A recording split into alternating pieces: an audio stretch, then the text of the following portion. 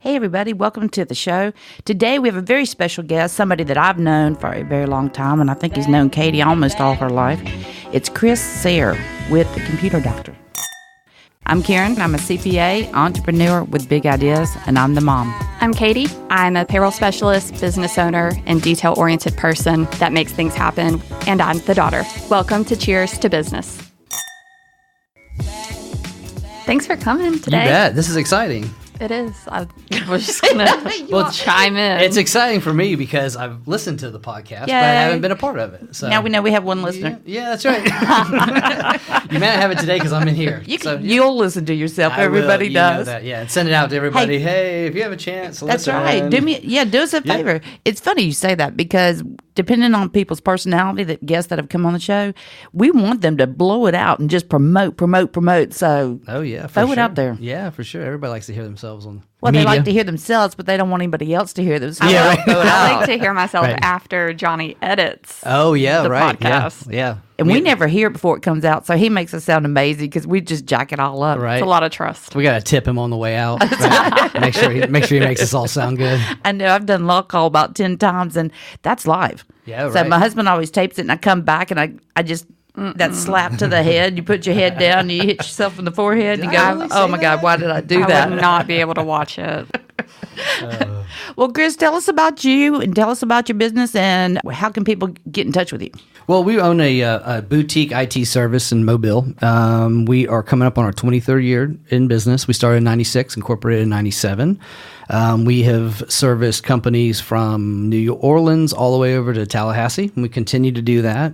I call ourselves a boutique IT service. We keep a very small customer base, just a group of people that we like to work with and that we can respond. Thank you. Yeah, sure.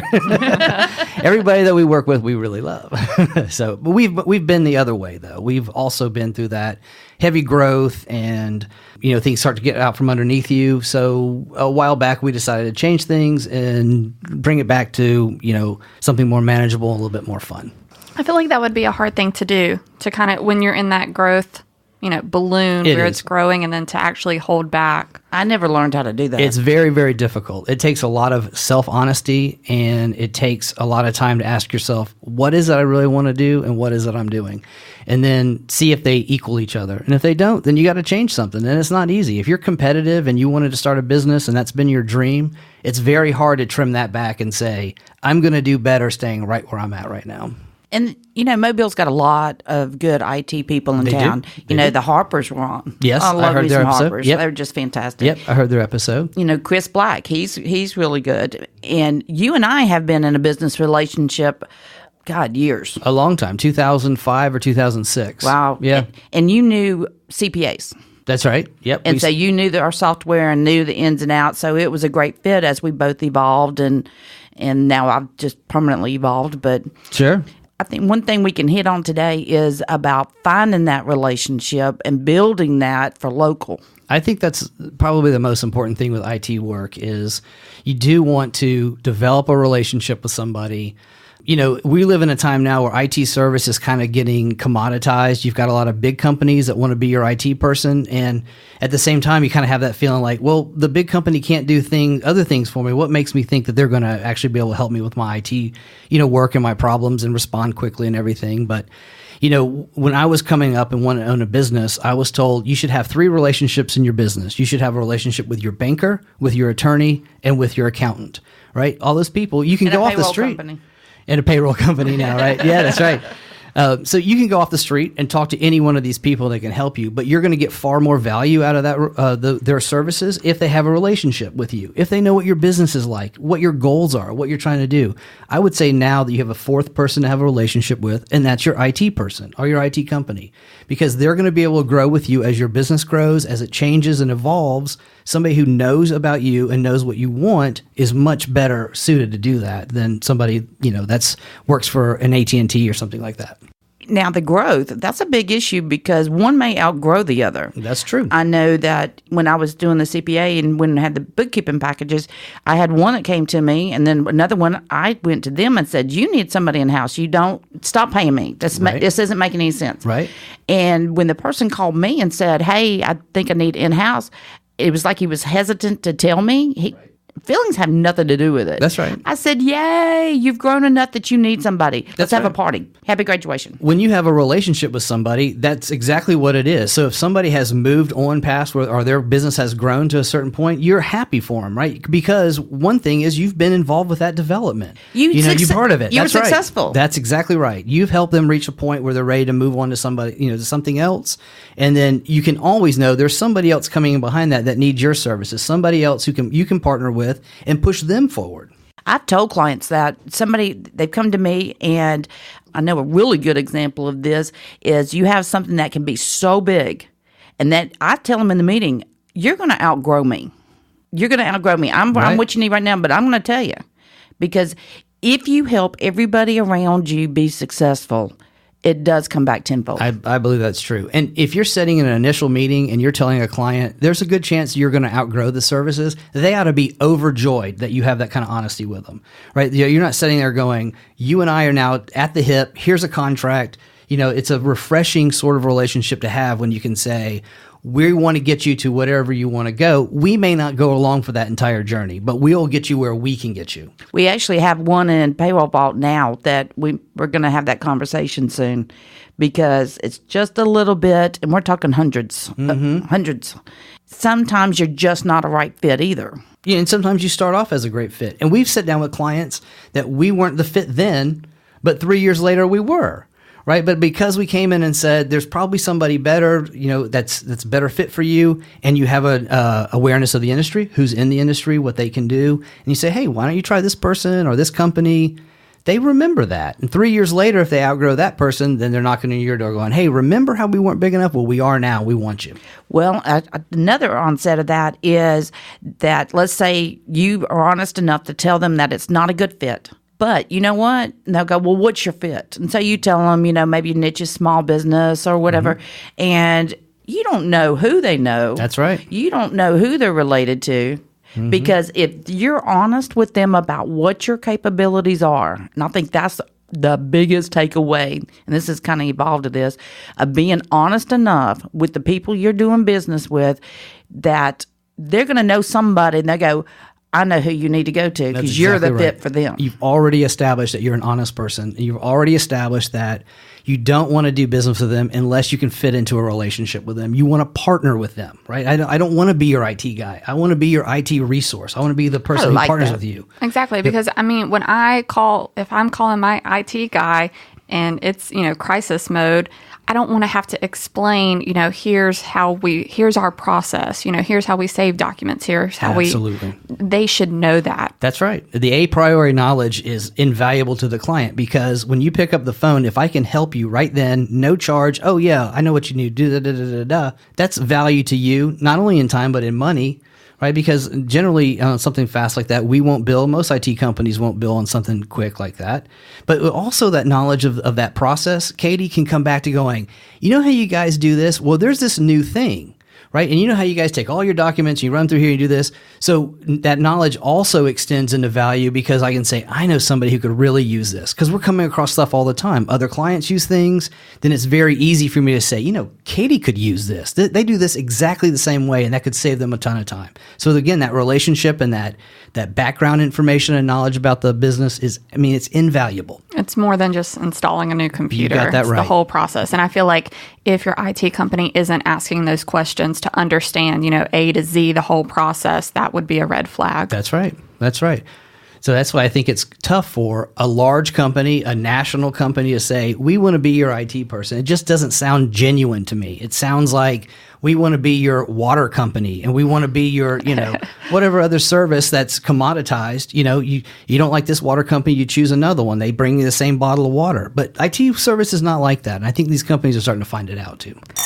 So let's back up to when businesses first start. Often it's just one person, the owner, they have a computer. Right. And then as you start to add people, you're kind of just putting Band-Aids on everything, I feel like, oh, let's buy this same printer. It works for me. Right. And then next thing you know, you've got... I want all the same kind of toner. I don't want to have to buy different toners. Right. That's smart, and then, individual printers and copiers versus the one. So I would love to hear your input on when that really small business is kind of, growing.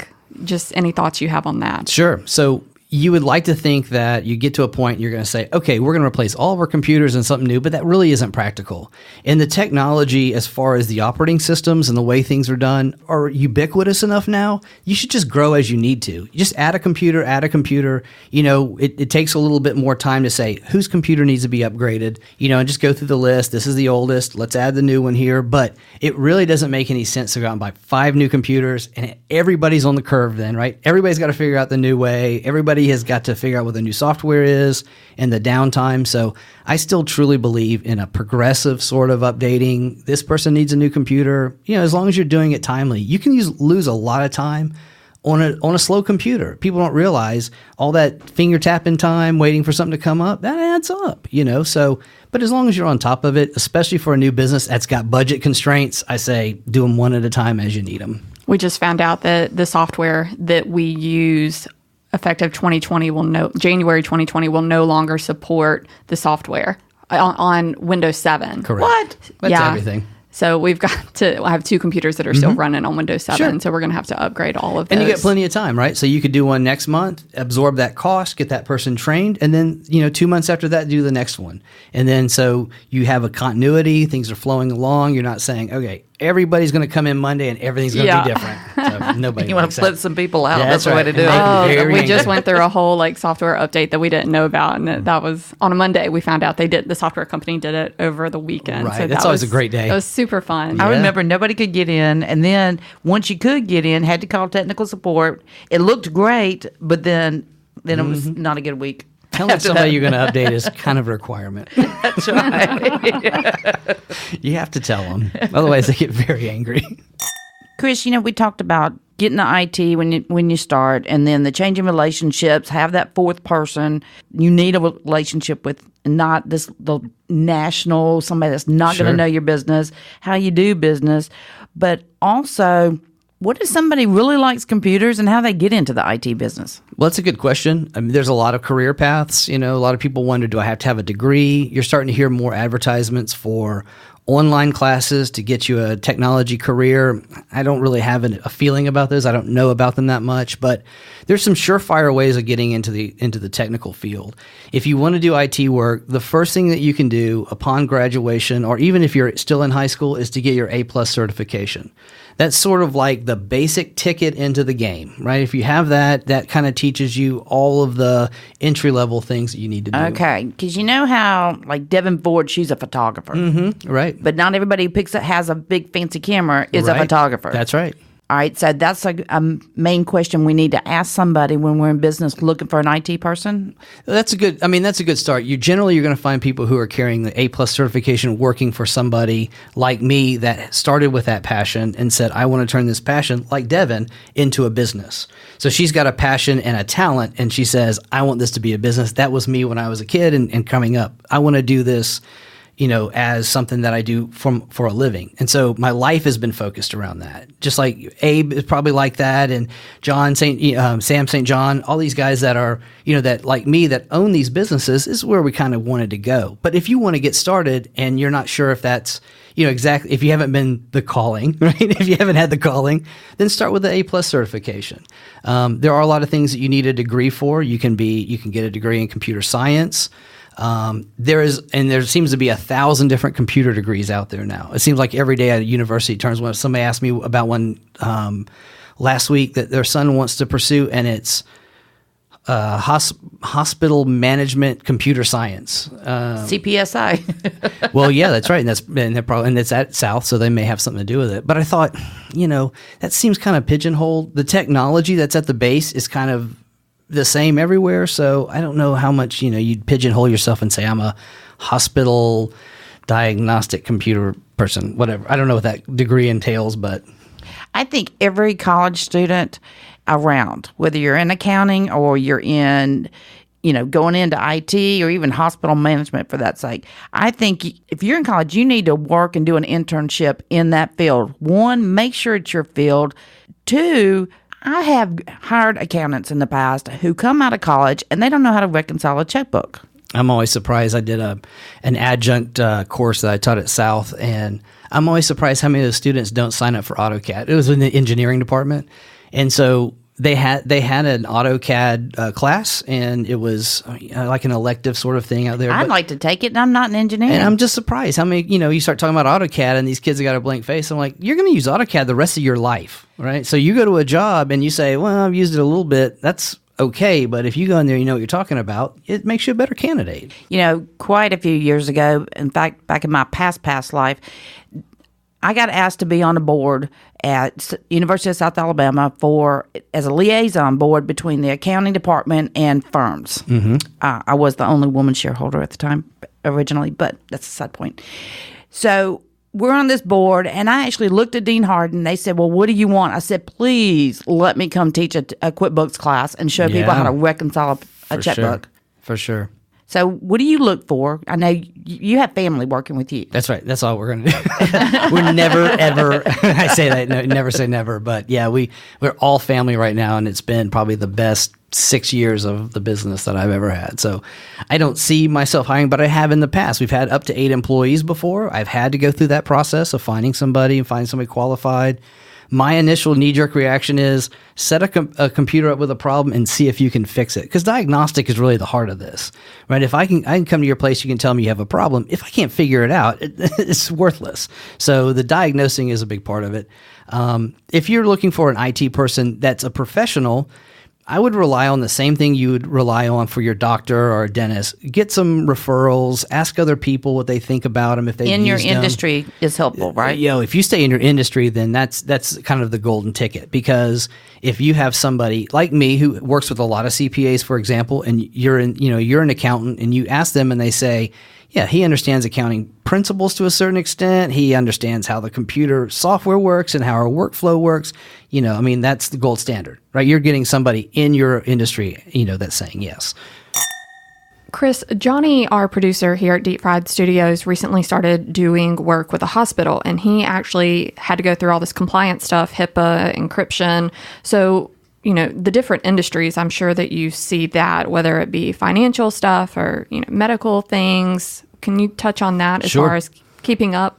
Sure. Yeah. Again, I think the relationship comes into that. So we saw the first beginning of that with the FINRA. After the 2008 recession and the crisis, a lot of our clients that work in the financial sectors had a whole lot of new rules they had to follow.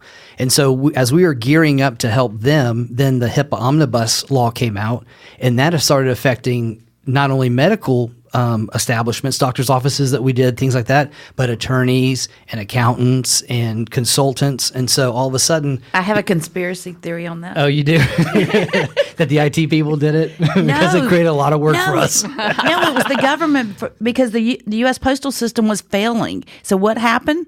They came out with a law that made everybody in the world mail 500 million things. Oh, yeah. Well, that makes sense. I mean... But I'm sorry to interrupt. Yeah, no, but that's, all of a sudden we have this new law, and I start going to clients of mine that are attorneys and saying, there's a new omnibus law, but it doesn't affect you. Here's why. Or there's a new omnibus law that is an extension off of HIPAA, and it does affect you because you keep Social Security numbers, you keep medical records. And then all of a sudden, you have to start telling people, you can't email yourself medical records. You can't, some of these new rules. You can't email W-2s. You can't do that. That's right. So, so that relationship, you go, ding, okay, I know this person, this person, this person. I need to call them because they're going to fall into this. It's going to cover them. I can only imagine the cost to a small business by not following, or keeping up with those regulations. Sure. So the cost of you to keep me informed on that, or, the cost to implement it, I'm sure, is negligible compared to what the penalty could be, right? So an example is with the omnibus law, if your company or your law firm is responsible for the release of anybody's information, let's say that you've got a client list and it's got Social Security numbers and medical information on there, then your fine can go up to $7 million. And I promise you, me going, hey, do this, this, and this, and you'll be in compliance is not $7 million. Yeah, and this isn't a sales tactic for you to get more business. No. This is real life. These are things that you have got to follow. That's right. Well, you could say the same thing for Payroll Vault.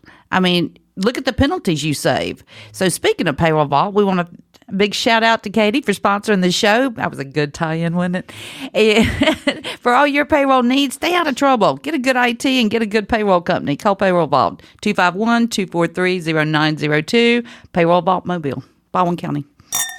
To wrap this up, and we've kind of covered a lot of different areas that wasn't even planned, but we Cadie and I have always loved talking with you, and I want you to know that I have valued our relationship. Thank you very much. I valued our relationship also because it's been long and it has changed, just like we talked about. And so it was, sometimes that flexibility has made all the difference. But it's been a very valuable relationship to me over the years. Yeah, you've seen me through 2 life. Yep, that's what do you call those? What I've done? Yeah, right. Chapters. Points, right? Chapters. 0.0, 0.2. Yeah. That's right. who knows, 2.0, who knows what's next? Yeah, right.